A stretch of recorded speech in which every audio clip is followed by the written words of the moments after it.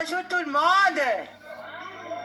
Merci à mon papa, ce grand homme qui m'a initié à comprendre comment on peut soigner l'être humain au XXIe siècle. Je vous prie d'applaudir très fort pour le grand mentor, Papa Kenyé, et sa sublime épouse, Maman Kenyé.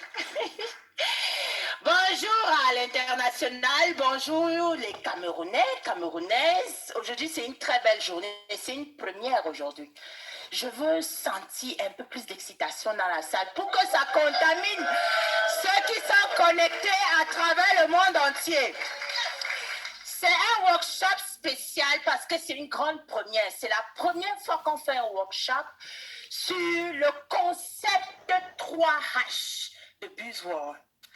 Beaucoup de personnes connaissent Buzzword, consomment les produits Buzzword, mais je suis certaine que beaucoup ne savent pas d'où la technologie vient et comment est-ce qu'ils ont mis sur pied un concept pour apporter des solutions à l'être humain du XXIe siècle. Je vais commencer par quelque chose de trop amusant. Regardez votre écran et vous allez comprendre.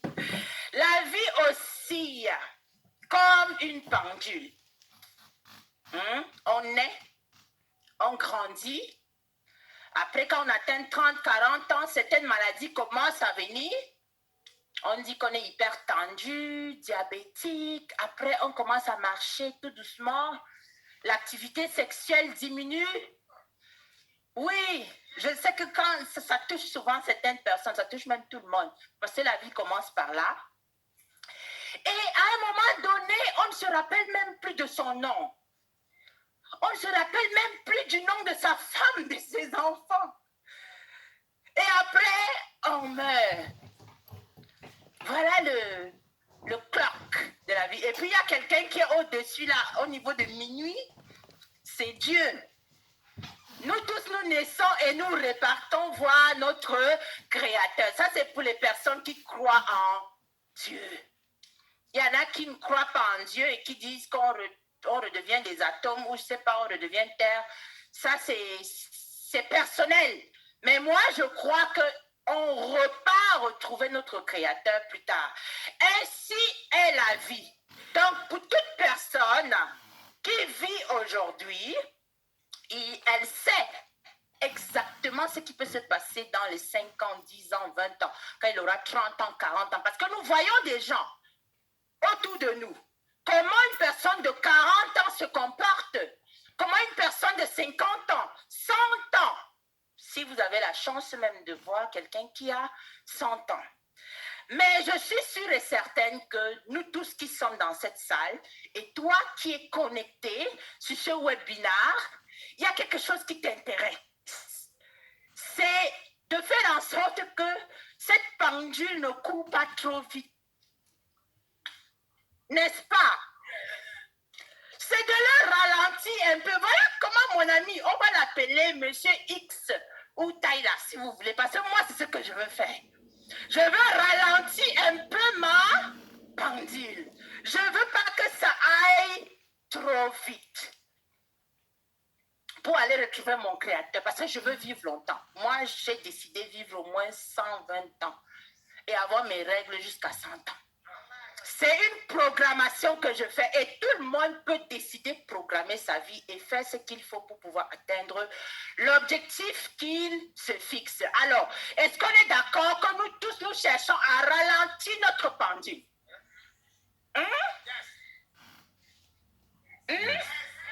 Voilà. Que ceux qui sont connectés regardent bien leur écran. Vous savez, on ne finit pas d'apprendre. Je regardais un documentaire présenté par le docteur Frédéric Sadman. C'est un grand patron dans la médecine holistique, dans la médecine qui aide les gens à ralentir leur pendule. Il parlait de la longévité et comment est-ce qu'on peut vivre très longtemps. Et ceux qui meurent avant 120 ans, on qualifie ce type de décès d'un décès prématuré. Moi, j'étais intéressée par ça. Parce qu'on a l'habitude de voir comme à 60 ans, la longévité de 70 ans. Pour certains pays, au Cameroun, c'est 45 ans, 50 ans.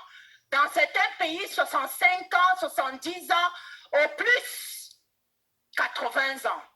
Mais lui, il dit, mourir avant 120 ans, c'est un décès prématuré. Ma belle maman Kamadio. C'est prématuré. Et moi, j'aimerais mourir comme ça. J'aimerais mourir après 120 ans. Je ne veux pas mourir d'une mort prématurée. Et il a parlé de cet animal qui est... il est laid, non? Il est très laid.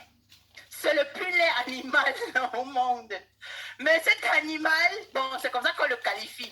Mais cet animal, c'est cet animal qui va nous apporter le secret de la longévité.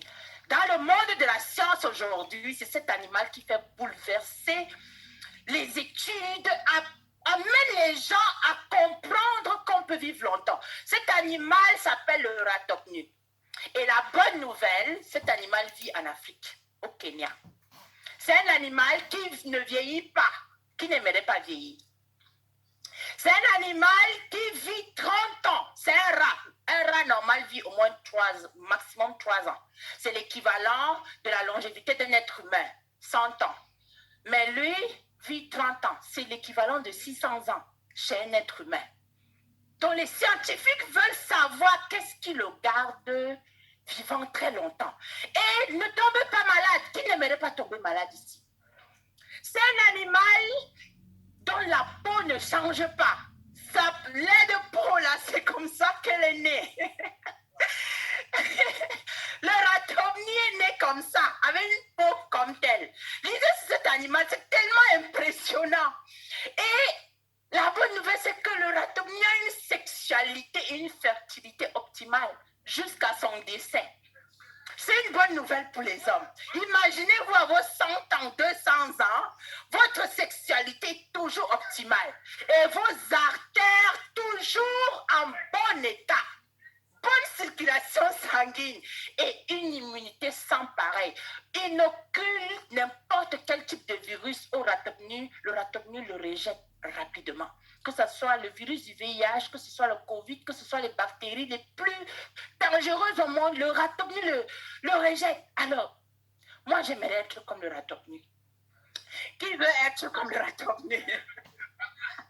Donc, je ne veux pas que ma peau vieillisse. Je veux pas être touchée par une maladie. Je veux vivre longtemps avec toutes mes facultés sexuelles et toute ma fertilité intacte.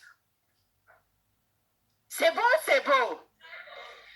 Et ce qui est joli, c'est que le ratopnu résiste à tout ce qui va nous tuer un jour. On meurt tous de quelque chose, non? On meurt d'une maladie, on meurt, excepté les accidents. Et le ratopnu aujourd'hui, c'est un animal qu'on étudie le plus au monde sur la question de longévité. Et il y a des gens qui se rapprochent un tout petit peu du ratopnu parce qu'ils vivent dans des zones extraordinaires qu'on appelle blue zones. Ce sont les zones reconnues sur le plan international comme les zones où il y a le plus de centenaires dans le monde entier. C'est-à-dire là-bas, les gens vivent très longtemps. Ils ne font pas de maladies chroniques comme nous, où le niveau de maladie chronique est trop bas. Et ils meurent de vieillesse. Ils ont une bonne énergie. Ils peuvent voir les enfants grandir. Et il y a certains qui sont cités, comme vous voyez sur votre écran, vous allez voir certains pays, mais malheureusement, je n'ai pas vu un pays africain parmi les 5 blue zones qu'on a cités. Je me dis, c'est parce que les scientifiques ne sont pas venus en Afrique chercher. Parce que moi, dans mon village, il y a des centenaires. Il y a des villages.